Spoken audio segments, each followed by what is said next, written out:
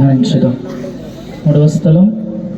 మూడవ స్థలము యేసు ప్రభు మొదటిసారి స్లేవ కింద బోర్ల పడుట.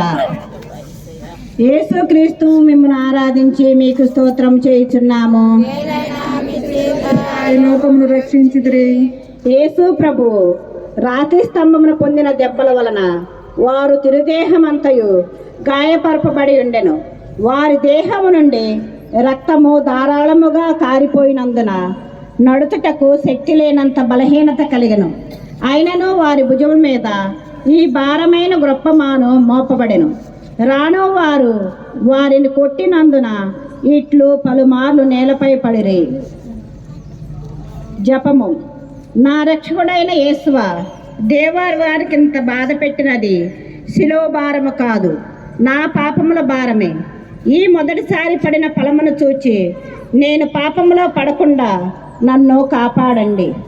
ఎల్లప్పుడూ నేను మిమ్ము ప్రేమించే అనుగ్రహం పాలించండి స్వామి. ఆమెన్. పరలోకమందున మా యొక్క తండ్రి, మీ నామం భుజింపబడుగాక, మీ రాజ్యం వచ్చునుగాక, మీ చిత్తము పరలోకమందు నెరవేరినట్లు భూలోకమందు నెరవేరునుగాక. నానాటికి కావలసిన మా అన్నము మాకు నేటికి ఇవ్వండి. మా యొద్ద అప్పుబడిన వారిని మేము మన్నించినట్లు మా హక్కులను మీరు మన్నించండి.